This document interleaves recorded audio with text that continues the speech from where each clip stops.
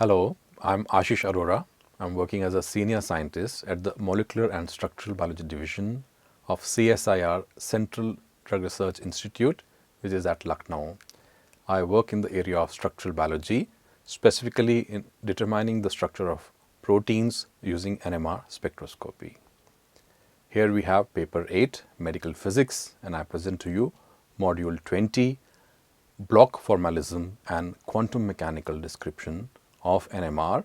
The objectives of this module is to explain to you what is Bloch formalism, what is the rotating frame transformation, how is the nuclear magnetization detected, what is the continuous wave NMR, and what is pulsed Fourier transform NMR, what is the quantum mechanical NMR spectroscopy. Bulk magnetization is the magnetization as we learnt in the previous module, which is very slight in the z direction and is collinear with the static magnetic field. In NMR spectroscopy, there is a sample of molecules containing spin-half nuclei. This sample is placed in a homogeneous strong static magnetic field. Electromagnetic radiation in the radio frequency range is applied to the sample in a direction that is orthogonal to that of the static magnetic field.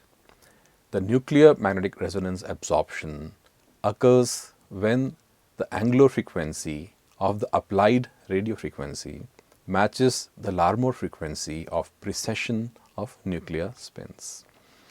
The signal is detected by nuclear induction in a detector coil which is orthogonal both to the static magnetic field and the transmission coil through which the RF is applied. We will try to understand the theory of this phenomena by using several approaches. The Bloch formalism. Bloch formulated a simple semi-classical vector model to describe the behavior of a sample of non-interacting spin-half nuclei in a static magnetic field. The evolution of the bulk magnetic moment MT, represented as a vector quantity, is central to the Bloch formalism. For a system of spin-half nuclei, the bulk magnetic moment is represented by a vector quantity MT. In the presence of a magnetic field, MT experiences a torque that is equal to the time derivative of the angular momentum. dJt by dt is equal to mt cross bt. Multiplying both sides by gamma yields dmt by dt is equal to mt into gamma bt.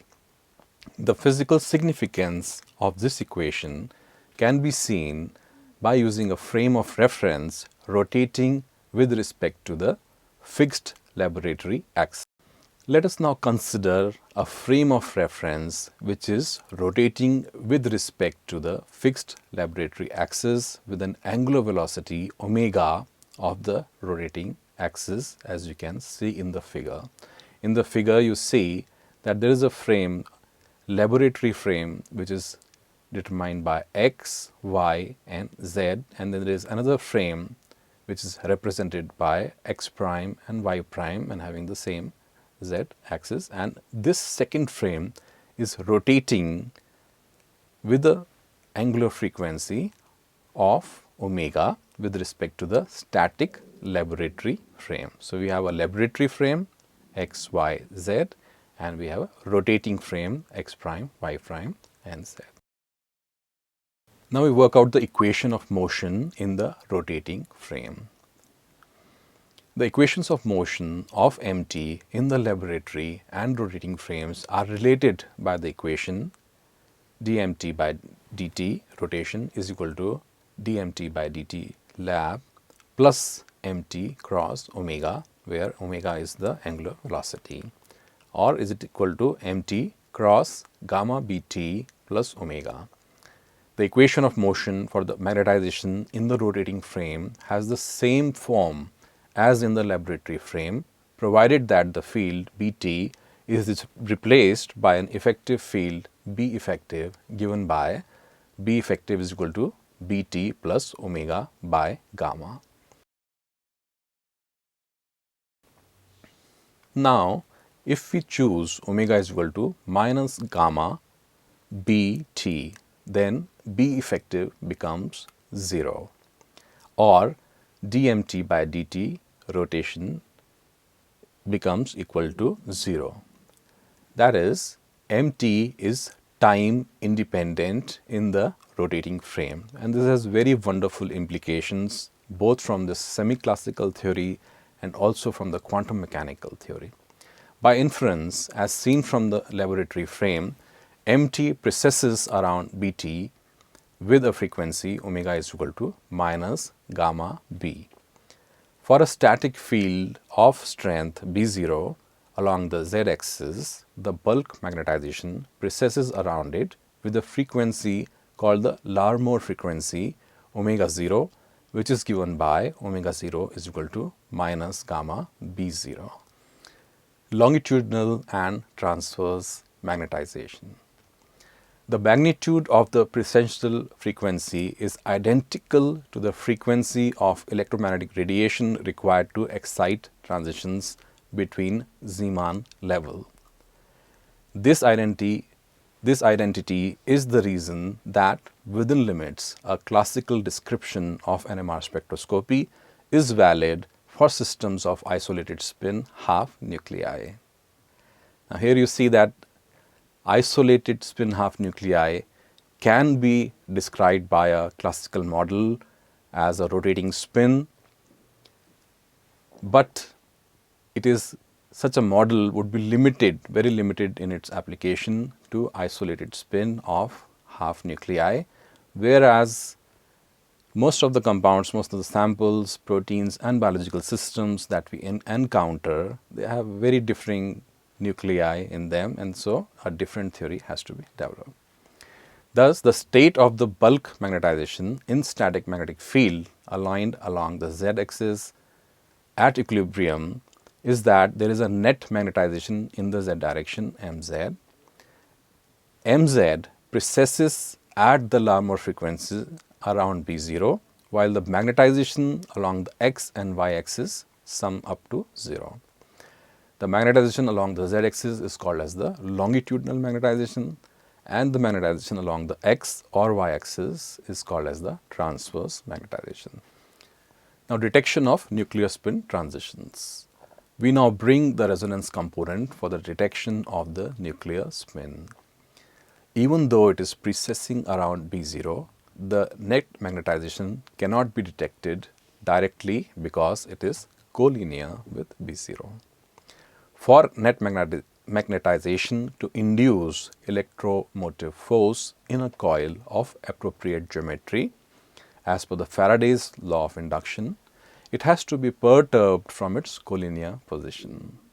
This is achieved by irradiation of the sample with radio frequency waves of appropriate frequency, such that the oscillating radio frequency magnetic field B1 is orthogonal to the direction of the field and net magnetization. Such an irradiation does not change the precession frequency, it only tilts the rotation axis, and this is very important to understand.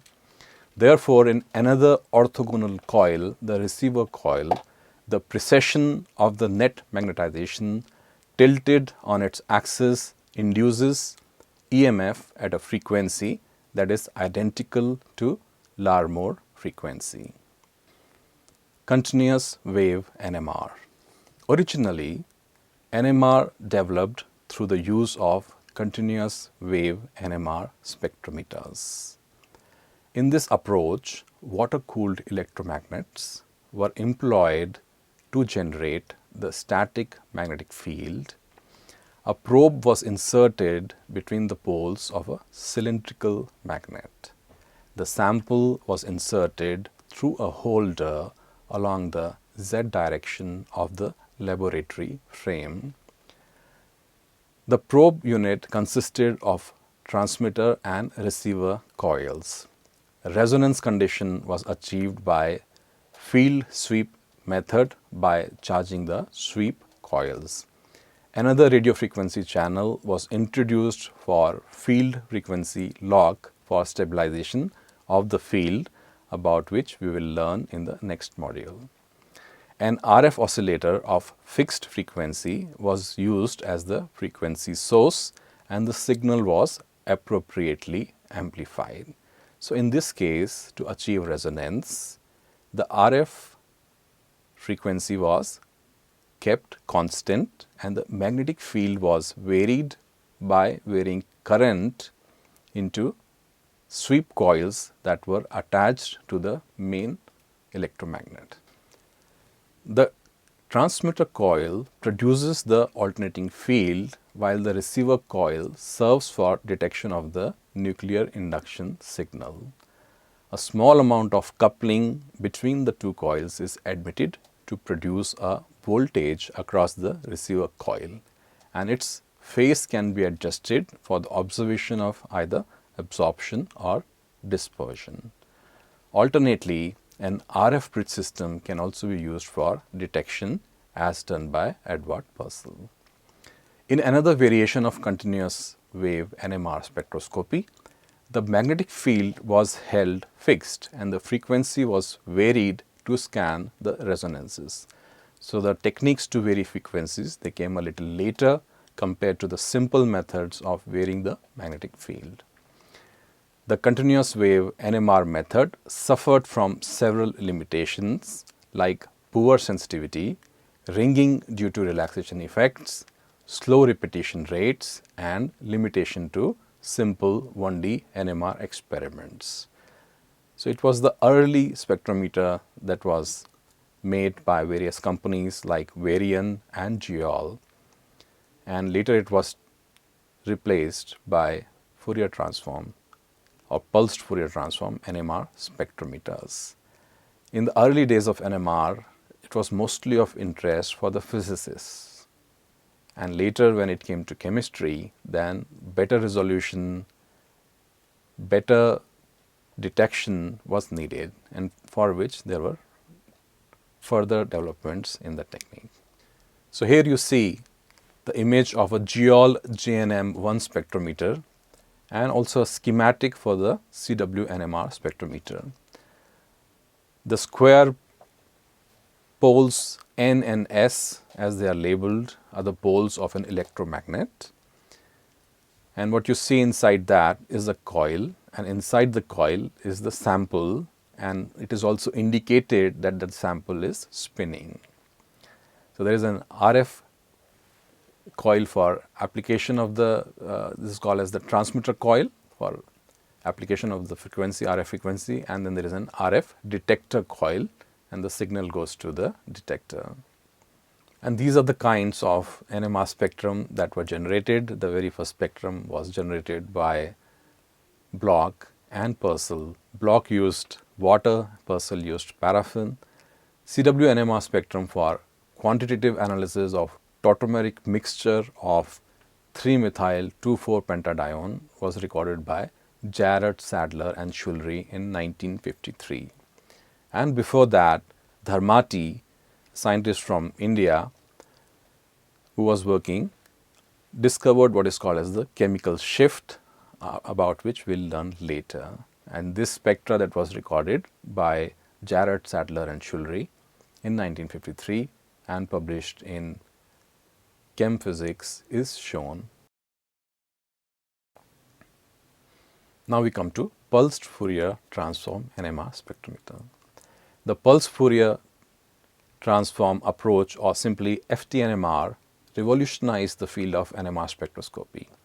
In this technique, the magnetic field was held constant and the radio frequencies sweeping the entire spectral range were applied at once as a burst of an RF pulse of appropriate power. The induced current is measured as a function of time and is referred to as the free induction decay or FID. The subsequent Fourier transformation of the FID gives the normal NMR spectrum with absorption peaks at resonant frequencies. The simultaneous generation of coherences for multiple spins led to the development of multi-dimensional NMR spectroscopy. This is the FT NMR spectrum of 7-ethoxy 4-methyl coumarin, schematic representation of the pulsed FT NMR experiment showing top left is a 90-degree pulse detection of time domain FID signal, bottom left the evolution of the density operator through the preparation and evolution periods, and right signal to noise difference between FT-NMR and CW-NMR spectra of 7-ethoxy 4-methyl coumarin for spectra recorded over 500 seconds. This image has been used by Professor Richard R. Ernst in his Nobel lecture given in 1990.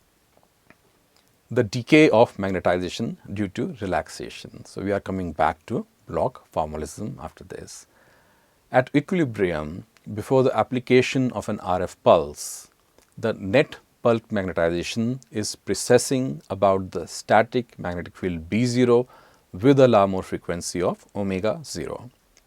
This is described by the following equation. dmt by dt is equal to mt cross gamma bt, as we have seen earlier. After an RF pulse has been applied, the magnetization is tilted in the transverse plane and it precesses around the axis of the RF field, which is given as B1. Unless there are some relaxation processes to restore the thermal equilibrium, the transverse magnetization would continue to evolve freely forever. Now, here what we have to see is that B1 is applied orthogonal to B0, which is the static magnetic field. And so, what you see is that the bulk magnetization, which was precessing along the axis of B0, after application of the pulse, now it starts to precess along the axis of B1, provided the resonance condition is met. Bloch defined two relaxation processes that are responsible for the return of the bulk magnetization to the equilibrium state and hence account for the observed decay of the NMR signal. Longitudinal or spin lattice relaxation. The relaxation mechanism known as the longitudinal or spin lattice relaxation accounts for the restoration of the bulk magnetization along the z-axis of its thermal equilibrium state. Bloch's model described the spin lattice relaxation by the first order rate expression dmz by dt is equal to R1 bracket M0 minus MZT bracket closed, such that MZT is equal to M0 minus bracket M0 minus MZ0 exponential bracket minus R1T bracket closed, in which R1 is the spin lattice relaxation rate constant and MZ0 is the value of the z-axis component of the magnetization at t is equal to 0.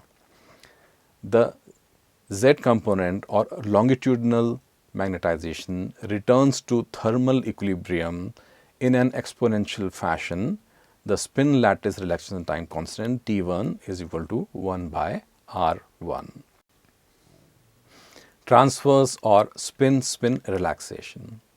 In order to account for the decay of the transverse magnetization, which is established in the xy plane after a pulse, Bloch described a transverse or spin-spin relaxation by a first order rate expression dmxt by dt is equal to minus R2 mxt and dmyt by dt is equal to R2 myt, in which R2 is the spin-spin relaxation rate constant and mz0 is equal to mx0 and my0 are the values of the transverse magnetization at t is equal to 0. The spin-spin relaxation time constant is T2 is equal to 1 by R2. So, initially The bulk magnetization is along the z-axis. When we apply what is called as a 90-degree pulse, then it comes into the xy plane and the signal is detected. Now the magnetization that is in the xy plane has to decay. This magnetization is called as the transverse magnetization, and it decays by following the relaxation rate constant R2, and the magnetization, bulk magnetization, grows back along the z-axis with a relaxation rate constant of R1. Dephasing of coherences. The transverse relaxation process causes dephasing of the coherent transverse magnetization by three main mechanisms. The first process results from magnetic field and RF inhomogeneities. The second process that contributes to dephasing of the transverse magnetization arises from dipolar coupling between spins. The rate constant for this relaxation process is R2 dt. This mechanism of relaxation is sensitive to molecular motion and plays a dominant role in the relaxation of nuclei. The third process that contributes to relaxation is an anisotropic electron density surrounding the nucleus, which is referred to as chemical shift anisotropy. We will learn about chemical shift in a later module. The rate constant for this process is R2 CSA.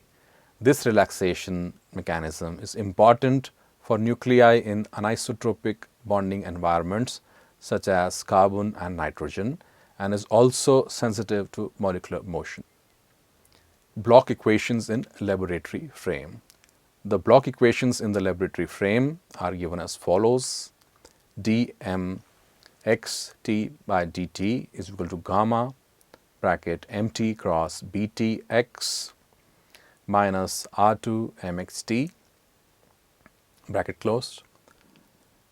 dmyt by dt is equal to gamma mt cross bty minus r2 myt, and dmzt by dt is equal to gamma bracket mt cross bt bracket close z minus r1 bracket mzt minus m0 bracket close. Schematic representation of relaxation process. The spin lattice relaxation in the absence of spin-spin relaxation. Now, as you see in the figure, the magnetic dipoles are indicated and the direction of bulk magnetic moment is also indicated. When the pulse is applied, it is equal to 0, and over a period of time, it grows exponentially and comes to its equilibrium value. This is shown in the left part of the figure. In the right part, what you see is spin-spin relaxation in the absence of spin lattice relaxation. So, when the pulse is applied, the magnetization is highest in the transverse plane, and over a period of time, this magnetization is lost, it becomes 0. Each panel shows from top to bottom the individual nuclear moments, the bulk magnetization and the Z magnetization mc, or the bulk magnetization in the xy plane, which is given as square root of my square plus mx square as a function of time. Bloch's equations for the rotating frame. In the rotating reference frame, the Bloch's equations are given by dmxt by dt is equal to minus omega myt plus omega 1 sine phi mzt minus r2 mxt. dmyt by dt is equal to omega mxt minus omega 1 cos phi mzt minus r2 myt, and dmzt by dt is equal to omega 1 bracket minus sine phi mxt plus cos phi myt bracket closed minus r1 bracket mzt minus m0 bracket closed. The RF field is described by the amplitude B1 and the phase phi, where omega 1 is equal to gamma B1. and that other omega is an important term and is known as offset. The angle theta through which the effective field is tilted with respect to the z-axis is defined by tan theta is equal to omega 1 divided by omega. Bloch equations for free precession. In the absence of an applied RF field, omega 1 is equal to 0, and the Bloch equations become dmxt by dt is equal to minus omega myt minus r2 mxt, dmyt by dt is equal to omega mxt minus r2 myt, and dmz t by dt is equal to minus r1 bracket mzt minus m0 bracket closed. Evolution in the absence of an applied RF field is referred to as free precession. Let us look at a one pulse NMR experiment and what is called as the superposition of coherent states. In the Bloch model, the maximum NMR signal is detected when the bulk magnetization moment is perpendicular or transverse to the static magnetic field. An RF pulse of duration tau p, strength B1 and tilt angle theta is equal to pi by 2 is applied to the equilibrium magnetization state along the y-axis of rotating frame. So that phi is equal to pi by 2. The maximum transverse magnetization is generated for a rotation angle alpha of 90 degree or pi by 2 pulse. A 90 degree pulse equalizes the population of the alpha and beta states, and this is what is called as the superposition of coherent state, as is shown in the figure. In the figure, A shows that the magnetization is along the z-axis and the alpha state has a population of n by 2 plus delta n, and the beta state has a population of n by 2 minus delta n. And when a pulse is applied, the bulk magnetization comes along the x-axis and the populations of alpha and beta levels become equal and are equal to n by 2. The one pulse experiment, the complex signal. Following the pulse, a free induction decay signal is recorded for an acquisition period t. The free precession Bloch equation in the rotating frame shows that the free induction decay can be described in terms of two components.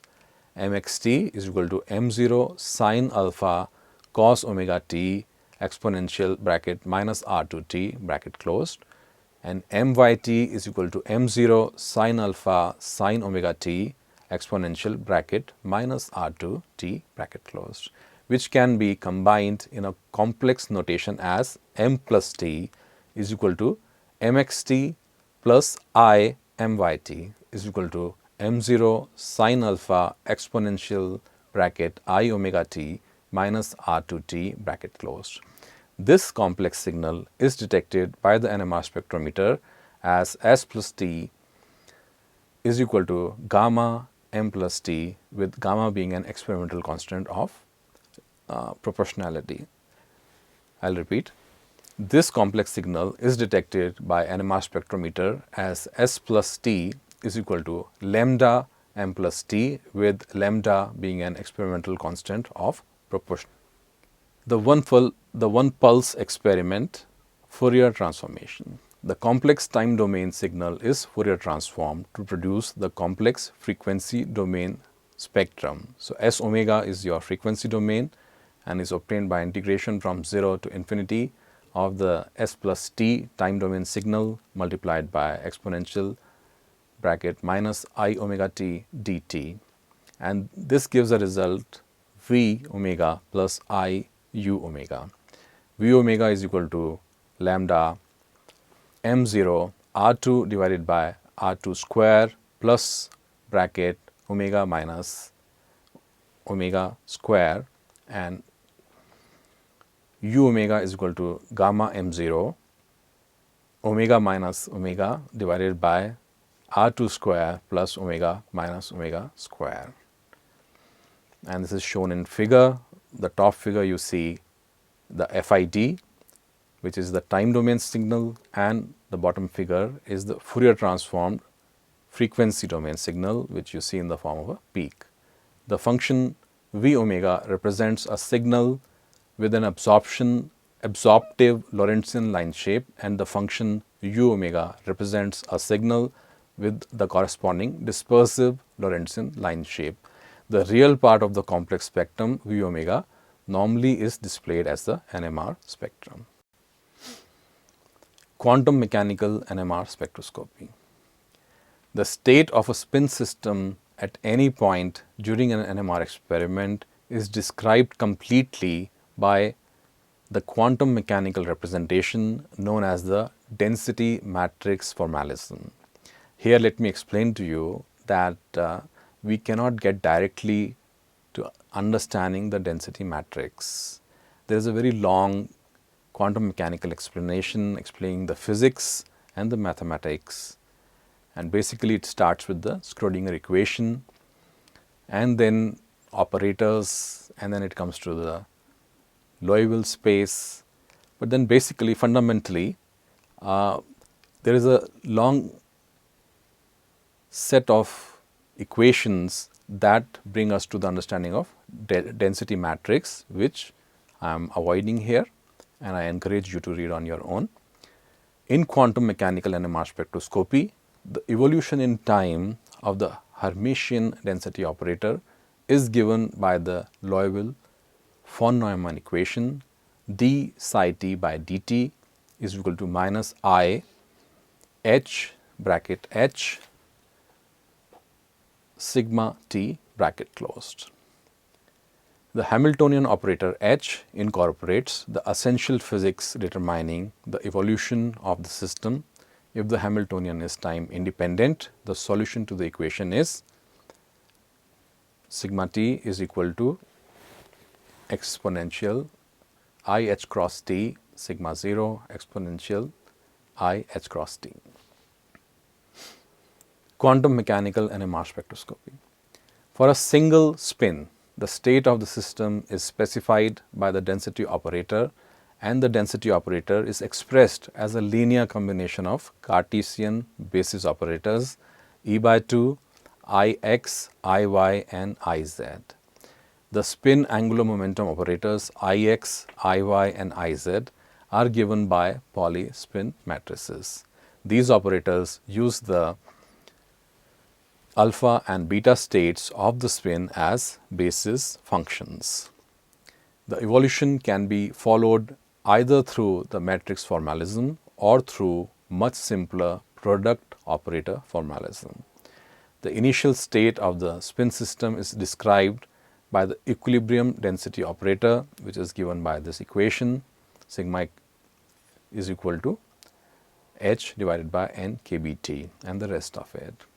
A transformation of the density operator is described as a rotation of an initial density operator sigma 1 to a new operator sigma 2 under the effect of a particular Hamiltonian h. Sigma 2 is equal to exponential bracket I h t bracket closed sigma 1 exponential bracket I h t bracket closed. The effect of a pulse with x phase and a rotation angle alpha applied to Iz is calculated using matrix operation as Rx alpha, Iz, Rx minus alpha, and this comes out to be Iz cos alpha minus Iy sin alpha. If alpha is equal to 90 degree, then Rx pi by 2 Iz Rx minus pi by 2 is equal to minus Iy, because sin 90 is 1 and cos 90 is 0. After the pulse, the minus Iy magnetization evolves under the rotating frame Zeeman Hamiltonian H is equal to gamma Iz during the acquisition period t. So, sigma t is equal to exp minus I omega Iz sigma 0 exp minus I omega Iz or sigma t is equal to Ix sin omega t minus Iy cos omega t. The detectable magnetization is given by Mt, is given by this equation shown here, just too complex to read out, and is equal to n gamma h cross omega 0 divided by 8 kBt exponential bracket I, another bracket sigma t omega t minus pi by 2 and closure of both these things. Now, the product operator formalism. The product operator formalism works by following the evolution of basis operators under the pulse, which is given by alpha I plus minus x or alpha I plus minus y, and free precession Hamiltonian omega I z. The evolution of basis operations or operators under these Hamiltonians is described. Free precession, and this is very important because normally what we do in a single pulse experiment is that we will apply the pulse, so that whatever magnetization is there, we will treat it with pulse operators and then the system will detect, and during that you have the free precession Hamiltonian. So, Ix in free precession leads to Ix cos omega 1 t plus Iy sin omega 1 t. Iy leads to Iy cos omega 1 t minus Ix sin omega 1 t, and Iz has no change when this free precession Hamiltonian is applied. When the pulse around the x-axis is applied to Ix, there is no change. When it is applied to Iy and alpha I x pulse, then you have Iy cos alpha plus minus Iz sin alpha, and when it is done to Iz, then you have Iz cos alpha minus plus Iy sin alpha. When you apply the pulse along the y-axis, then Ix gives you Ix cos alpha minus plus Iz sin alpha. Iy does not change, gives you Iy, and Iz gives you Iz cos alpha plus minus Ix sin alpha. The single quantum coherence term Ix can be expressed as Ix is equal to half bracket I plus plus I minus bracket closed. The trace of this with the observation operator yields this equation, trace exponential IHT Ix exponential IHT f plus, and which is equal to exponential of I omega. This formalism is particularly useful for multi-spin systems, for which it works as a shorthand in place of the rigorous matrix calculations involved in the density matrix formalism. So, with this we have come to the end of this module, and to summarize, Bloch formalism is a semi-classical vector model to describe the time evolution of magnetization. For a static field of strength B0 along the z-axis, the bulk magnetization precesses around it with a frequency called as the Larmor frequency. At equilibrium, the magnetization along the x and y axis sums up to 0. A rotating frame transformation annuls the effect of B0 and makes the magnetization precess in the xy plane. Magnetization is detected by irradiation of the sample with radio frequency waves of appropriate frequency, such that the oscillating RF field B1 is orthogonal to the direction of the main static field and net magnetization. In the earlier days, continuous wave NMR instruments were based on keeping the RF frequency constant and varying the magnetic field with sweep generators. Modern NMR are pulsed FT NMR, in which an intense RF pulse is applied to the sample for a short duration and signal is recorded as an FID. The evolution of magnetization, including the effects of free precession and pulses, can be described by quantum mechanical theory of NMR. Thank you.